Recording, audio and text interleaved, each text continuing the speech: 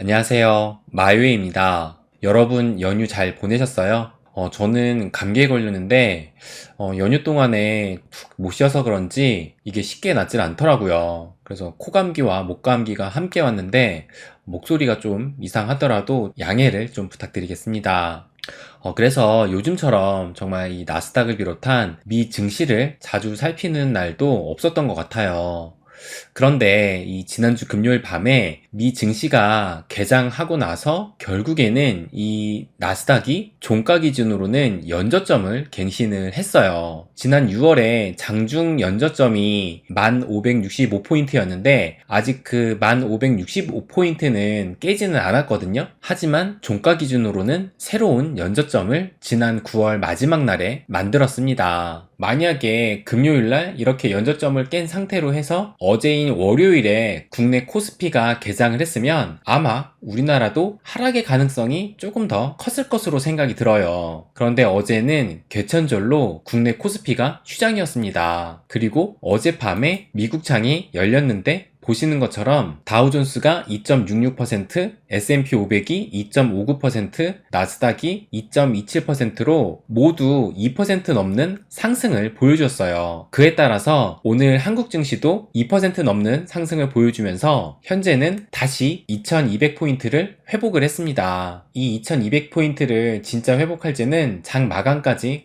가봐야 알겠지만 아무튼 이 결국 금요일 미 증시의 위기를 어제 개천절로 이 당군 할아버지가 살려주셨어요. 그래서 한국은 어제 휴일에 덕을 좀 봤다고 저는 생각을 합니다. 그럼 어느 정도 상승이 나온 이 나스닥을 좀 다시 살펴보면 보시는 것처럼 전체적으로 거의 대부분의 종목이 초록색을 보이면서 2에서 3% 넘는 상승이 나왔어요. 그런데 유독 눈에 띄는 빨간색이 하나 보이시죠? 바로 이 테슬라입니다. 이 테슬라가 그것도 무려 하루 만에 8%가 넘는 하락을 보였어요. 정말 이 정도면 비트코인의 변동성 저리 가라 하는 수준입니다. 그래서 이렇게 테슬라만 유독 그것도 크게 하락한 이유를 좀 살펴보니까 여기 보시는 것처럼 3분기 차량 인도 대수가 공개가 됐는데 그게 시장 예상치에 미치지 못해서 주가 급락의 원인이 되었다고 이렇게 말하더라고요. 그래서 보니까 올해 3분기 모두 34만 대 정도를 고객에게 인도했다고 하는데 이 수치가 전년 동기보다는 42%나 성장한 기록이라고 해요.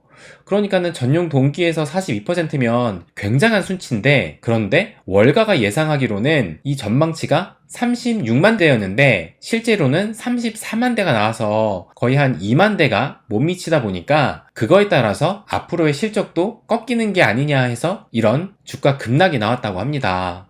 그렇다고 해가지고 과연 이게 8% 넘게 빠질 만한 이유가 되나 좀 싶은데 테슬라는 워낙 또 많이 올랐던 종목이기도 하니까 그거에 따라서 이런 암호화폐처럼 좀 차익 실현을 하는 그런 큰 손들이 어느 정도 많았다고도 저는 보여집니다. 어쨌든 이 테슬라만 어제 미 증시 상승에 홀로 이렇게 배제되었는데요. 그래도 이렇게 전반적인 이 훈풍의 분위기는 코인 시장에도 영향을 주었습니다. 그래서 이렇게 보시는 것처럼 전체적으로 초록색의 상승세를 좀 보여주곤 있는데 그런데 상승률을 봤을 땐 비트코인이나 이더리움 같은 경우는 2% 정도의 상승을 보여주고 있고 XRP도 한 1% 정도밖에 상승을 안 했어요. 그래서 상대적으로 변동성이 크다고 하는 이 암호화폐 시장에서 볼 때는 소폭의 상승이라 볼 수 있고 또 어제 상승을 했었던 이 거래량을 보게 되면 거래량 역시도 지난번 상승 때와 비교해도 확실히 크게 터진 건 아니었어요. 그래서 여러모로 볼 때는 의미 있는 상승이라고 보기는 어려운 것이 사실입니다. 그리고 여전히 시장은 좀 뒤숭숭해요. 미 증시가 2% 넘는 상승을 보였지만 어떤 근본적인 해결책이 나온 상황이 아니고 영국이 감세 정책을 편다고 했는데 부분 철회했던 것이 시장에는 좀 어느 정도의 상승의 원인으로 보여졌지만 그것이 또 근본적인 해결책이 되는 것은 또 아니거든요. 그래서 이 나스닥의 차트를 다시 한번 보면 지난 8월 중순 때 이렇게 하락장 속에 랠리에 고점을 찍고 그 이후로 2달 넘게 이렇게 하락을 했는데 그 중에서 어제가 요만큼 잠시 튄 것 뿐입니다. 그리고 비트코인 차트도 다시 한번 보면 비트코인도 이때가 8월 중순으로 25K 그러니까 25,000불까지 찍고 마찬가지로 2달 가까이 이런 하락세를 보이고 있는데 그래도 이 비트코인이 미 증시와 다른 점은 이 6월에 연 저점인 17,500달러를 깨지 않고 그리고 이 18,000달러까지 내려가면 다시 19,000달러까지 올라가려는 움직임이 지속적으로 보이고 있어요. 그 얘기는 그나마 이 지금의 가격이 어느 정도 바닥이라고 인식을 하고 있기 때문에 조금이라도 떨어지면 이 매수세가 붙고 있다고 저는 생각을 합니다. 뭐 그렇다고 폭발적인 매수세의 움직임도 아직은 보이지 않아요. 그러면 제가 오늘 나온 기사 중에 이 암호화폐 산업에 현실이 되는 이 기사를 하나를 좀 보여드릴게요.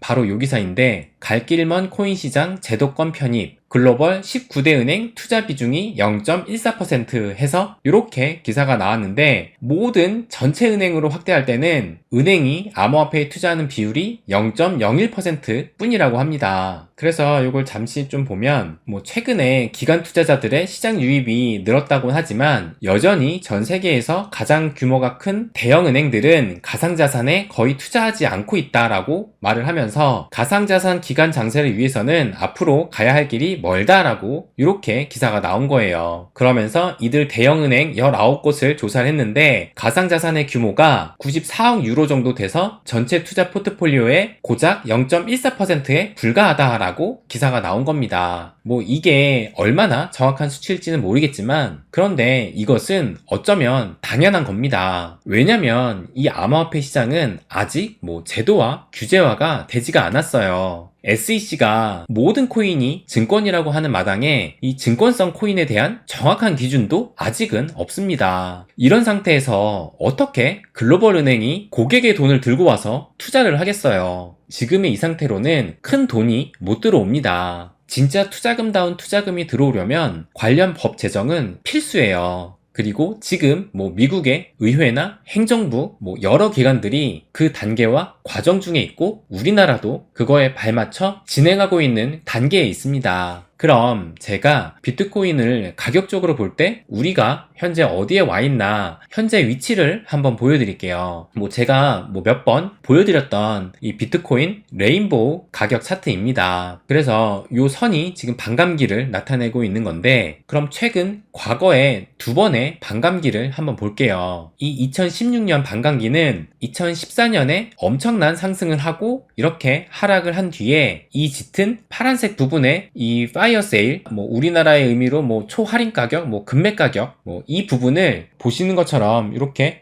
상당 기간 오래 머무르다 이 반감기를 거치고 상승을 한 것을 볼 수 있습니다. 그리고 2020년 반감기에도 2018년에 고점을 찍고 이 파란색의 할인 가격 영역대에 왔다가 다시 반등을 하고 재차 할인 가격대에 떨어진 후에 그 상태로 반감기를 거치고 그 이후에야 반감기를 지나서 상승을 했던 것을 볼 수가 있어요. 그럼 지금은 어떤 상태인가 보면은 우선 다음의 반감기는 2024년 대략 한 1월에서 3월이니까 2024년 초라고 보시면 돼요. 그렇다면 지금 2022년도 한 3개월 정도 남았고 또 내년 1년을 지나서 2024년 초니까 이제 넉넉하게 한 1년 6개월 정도 남았다고 볼 수가 있습니다. 그렇다면 이 과거의 움직임을 봤을 때 2016년도처럼 지금도 이 할인 가격대에 있지만 이 가격대를 2016년도처럼 이렇게 계속 지지부진하게 움직이다가 반감기 이후에 이런 상승을 보일 수도 있고 아니면 2020년대처럼 지금 시점에서 어느 정도 상승을 한 뒤에 다시 재차 할인 가격대에 떨어진 후에 그렇게 해서 반감기를 거치고 그 이후에 이런 상승이 또 나올 수 있어요. 결국 공통점은 지금 가격에서 반등을 하든 아니면 지금 가격대에서 지지부진한 움직임을 갖든 결국은 이 반감기 이후에 어느 정도의 상승이 나올 가능성이 높다라는 것이고 그러려면 아직 1년 6개월이라는 시간이 남았다라는 겁니다. 그럼 이 1년 6개월이라는 기간 동안에는 당연히 이 리플 소송은 끝났을 것이고 그렇다면 이 증권성 코인에 대한 어느 정도의 기준도 잡혔을 것이라고 봐요. 그리고 미국도 우리나라도 암호화폐 제도와 이 규제와의 틀을 마련할 수 있는 기간이라고 생각합니다. 그렇다면 그런 기간을 지난 시점은 조금 전에 말씀드린 이 글로벌 투자은행이 돈을 들고 들어올 것이고 또 대중이 바라보는 암호화폐 시장에 대한 인식도 바뀔 것이라고 봅니다. 그래서 우리는 당장의 가격에 연연하기보다 긴 호흡과 여유를 갖는 것이 중요해요.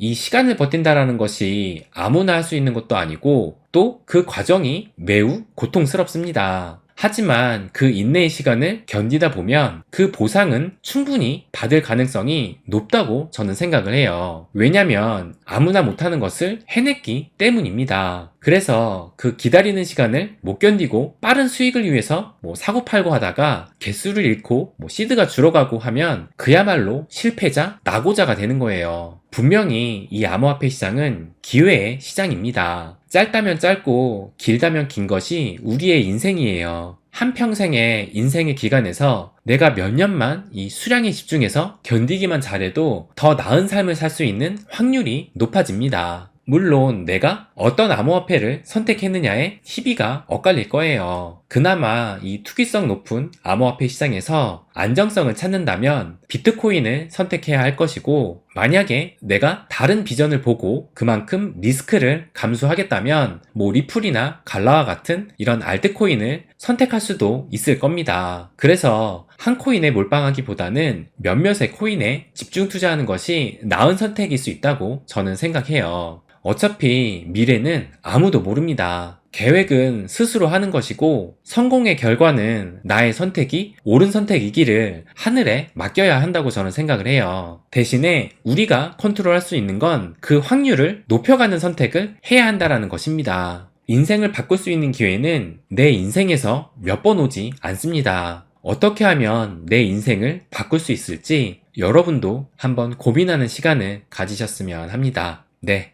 그럼 오늘은 여기까지 하겠습니다. 항상 제 이야기 끝까지 들어주셔서 감사드립니다. 부자가 되는 길, 마이웨이.